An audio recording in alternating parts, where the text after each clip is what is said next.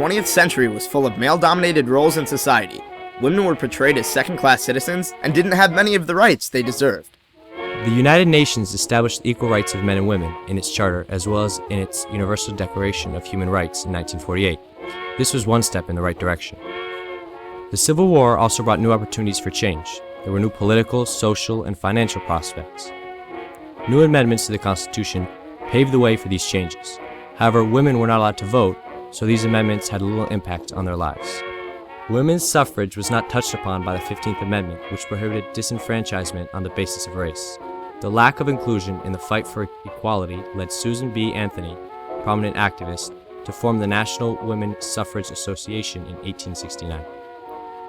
Although feminists such as Anthony and Elizabeth Stanton fought for women's suffrage, they could not ameliorate the injustices of not being able to vote. The addition of the 19th Amendment in 1920 sparked the NAWSA to start the League of Women Voters. After women gained the right to vote, mass media still targeted women in ads for household chores and other gender-sanctioned work. This movement gained momentum, eventually reaching its climax with the passing of the 19th Amendment to the Constitution, ratified in 1920.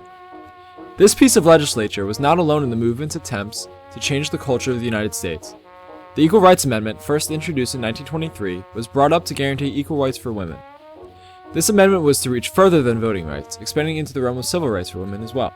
Unfortunately, this bill was never passed.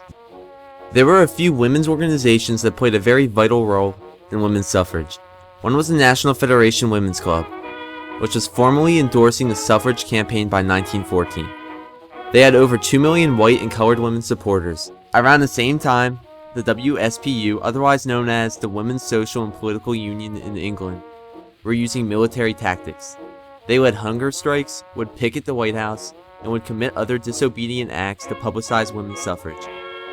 They created the Declaration of Sentiments, which stated that all men and women are created equal, that they are endowed by their Creator with certain inalienable rights, that among these are life, liberty, and the pursuit of happiness.